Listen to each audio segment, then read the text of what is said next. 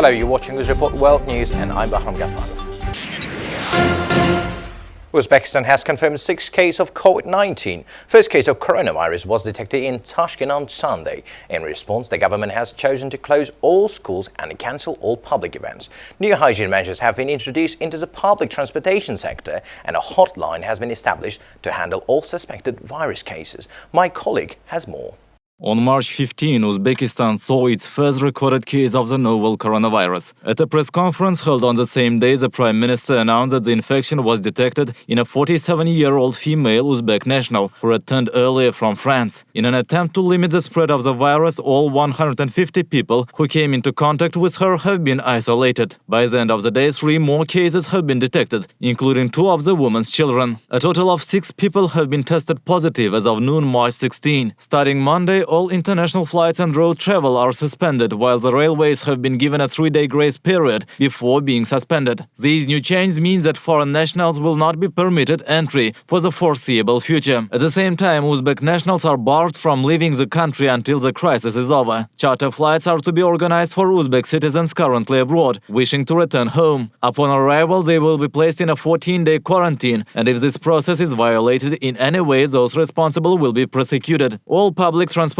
buses, metro and trains will be disinfected every 4 hours. All educational institutions are now closed. Students from regions outside of Tashkent will be given a 50% discount on travel expenses if they wish to return home. All public events have been cancelled, including the annual Nowruz celebration, a nationwide event that usually draws massive crowds. Citizens and residents have been advised to stay home and avoid crowds. This practice has been instituted all over the world in response to the coronavirus, and it has made a drastic impact in dropping the numbers of those infected. All state agencies and non-governmental organizations were recommended to conduct meetings remotely. Abdullah Aripov said that facial mask production will increase tenfold to make up for the current shortage in pharmacies, and the export of masks have been suspended. Additionally, the prices for medicines and medical equipment will be closely monitored to ensure that no exaggerated raises occur. Those who attempt to take advantage of the situation have been warned of strict penalties.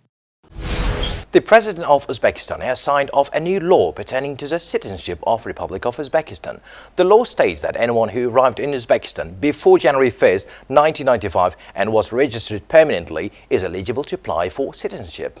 The law outlines the basic requirements and government bodies responsible for overseeing the citizenship process. A computerized system is being designed to ensure that various governmental departments concerned will be able to communicate and collaborate effectively. The law will enter in effect 6 months following the official announcement. Starting April 1st, 2020, some articles and clauses of citizenship law will begin running. It's estimated that close to 50,000 will now be eligible to become citizens of Uzbekistan based on the new requirements. The 128th session of the UN Human Rights Committee was held in Geneva. According to the permanent mission of Uzbekistan to the UN office, the delegation presented the 5th periodic report of Uzbekistan on the implementation of the International Covenant on Civil and Political Rights. Akmal Saidov, first Deputy Speaker of Legislative Chamber of the Parliament, headed the Uzbek delegation. The HR Committee's experts welcomed Uzbekistan's efforts in the development of human rights culture. They praised the reduction in the prison population and ban on the use of evidence obtained under torture and the progress made in gender equality. Members of the HR Committee expressed their gratitude to the Uzbek delegation for an open and constructive approach to the discussion of the national report. The delegation also held a separate meeting with the UN Human Rights Committee's rapporteur, Andreas Zimmermann. At the Palace of Nations, which is the headquarters of the UN in Geneva, the permanent mission of Uzbekistan held a briefing on the address of President of Uzbekistan, Shavkat Mirziyoyev, to the Parliament on January 20th this year. Akmal Saidov explained the main provisions of the President's address to the new convocation of the Parliament and the main tasks of the Republic's development. The briefing participants welcomed Uzbekistan's decision to nominate its candidacy to the UN Human Rights Council for 2021 and 2023. The Samarkand Forum on Human Rights, scheduled for May this year, aroused interest among the representatives of the expert community and the diplomatic corps. This forum will see the discussion of the draft conventions on youth rights. Another issue on the agenda was the adoption of the human rights strategy in Uzbekistan. In particular, President Mirziyoyev's vision in ensuring regional security and helping Afghanistan find a solution to ongoing conflict, as well as activities of multi-partner trust fund for human security for the RLC region. The National Library of Uzbekistan is home to many ancient pieces of writing, the rarest of which being the Turkestan collection. On May 19, 2016, this collection was registered with UNESCO Memory of the World Programme to help preserve with a significant work. A round table took place in Tashkent with the goal of familiarizing people with the collection, which contains information on history, ethnography, geography, economy and culture of the 19th century Central Asia. The round table started with a telling of the history of the work. The collection is made up of total 549 volumes, some consisting of many different texts. It includes clippings from newspapers and various books related to Turkestan from the 1870s through the 1917, making it an indispensable historical source. We have completed the work on the fundamental project titled History of the Intellectual Heritage of Uzbekistan. We tried to put together all the works created on the territory of our country within the period of early 19th and 20th centuries, and which are currently being stored in different libraries around the world. Due to the scrapbook-type nature of the collection, an alphabetical index and reference system has been compiled. This is in effort to allow scholars and enthusiasts to navigate the document with ease and efficiency. This index contains both the corresponding volume number and the publication in which this or that material is placed. The National Library has also developed an online library, allowing others the opportunity to browse their catalogue of rare books and access to the text electronically. The online system also provides bibliographic information for each article in Turkestan collection, as well as file with the text to read.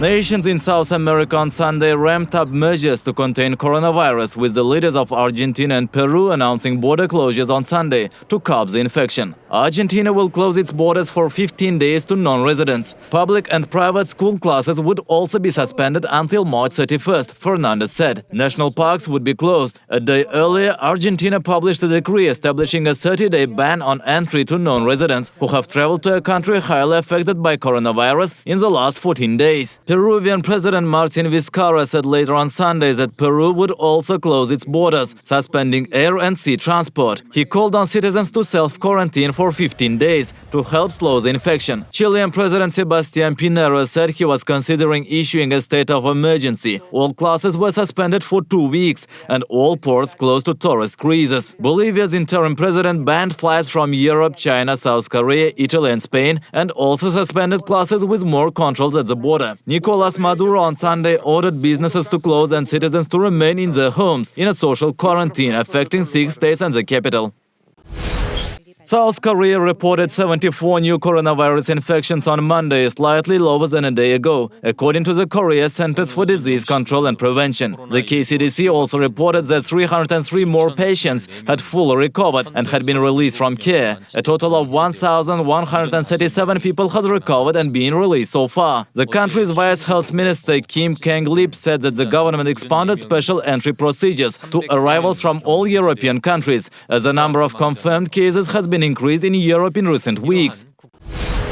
The same day, neighboring Kazakhstan declared a state of emergency as authorities announced that 3 new cases had been recorded, pushing the total number there to 9. Kazakhstan was thought to have been coronavirus-free until 4 infections were confirmed on March 13. The state of emergency announced by a presidential decree imposes a nationwide quarantine and will restrict both entry to and departure from the country to all except diplomats and individuals invited by the government. Kazakhstan had already announced the cancellation of Nowruz holiday celebrations and a military parade devoted to the 75th anniversary of the victory over Nazi Germany. Officials there previously said more than 1,000 people were in quarantine and nearly 500 others in self-quarantine at home.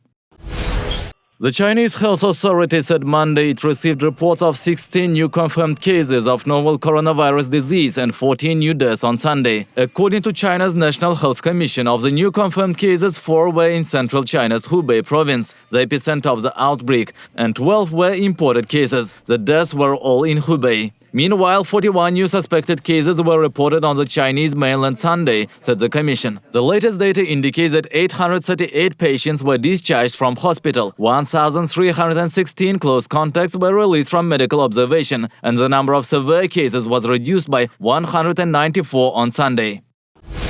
These were the latest news for today. Goodbye.